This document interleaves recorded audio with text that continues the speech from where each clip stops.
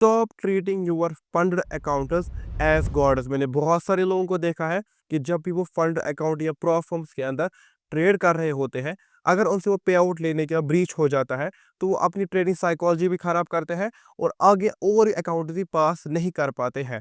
अगर आप अकाउंट से एक सिंगल पे आउट भी ले लेते हो, that is more than enough. उसके बाद अगर अकाउंट ब्रीच भी हो जाता है, it is completely fine. Let me prove this with a simple $500 example.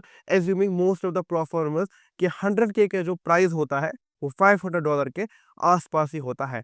अगर आप $500 को एज अ बेस कैपिटल लेते हो और 30% का रिटर्न कंटिन्यूसली 3 मंथ के लिए निकालते हो, एज्यूमिंग कि आप 0.1% के टॉप रिटेल ट्रेडर्स में आते हो, फिर भी पहले मंथ में 30% प्रॉफिट करने के बाद आपका जो $500 है वो पहले मंथ 650, दूसरे मंथ 845 और थर्ड मंथ 1098.5 बनेगा।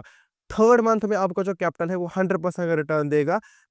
अब अगर हम से $500 को लेते हैं, एक 100K के अकाउंट के अंदर इन्वेस्ट करते हैं और पहले ही मंथ 30% का रिटर्न निकालते हैं, उन 30% के अंदर हम सबसे पहले 30% बाहर निकालेंगे। हमारे जो इवैल्यूएशन दोनों फेज और फेज 2 होते हैं, स्टिल हमारे पास 17% का जो रिमेनिंग प्रॉफिट है कि $17,000 बचेंगे।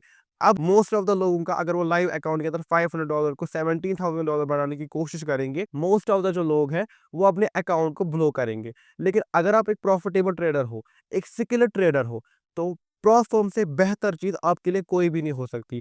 $70,000 का पे आउट लिया आपने, उसके बाद अकाउंट का ब्रीच भी होता है, इट इज कंप्लीटली ओके।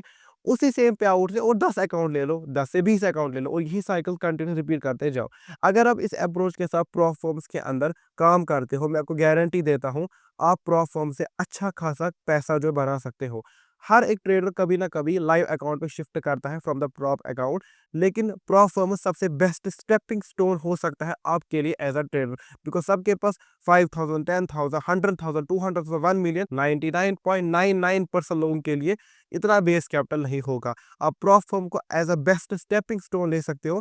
जब एक बड़ा पे आउट आप ले लोगे, उसको बेस्ट एक बेस कैपिटल बनाओ और उसी को फिर over the period of years compound करते जाओ। And next time when you are trading a fund account, don't treat it like a god, treat it like a investment कि मैंने $500 इन्वेस्ट किए हैं और अगर मैं इसे 1000 ही बना पाता हूँ, वो भी बहुत ही बड़ी बात है।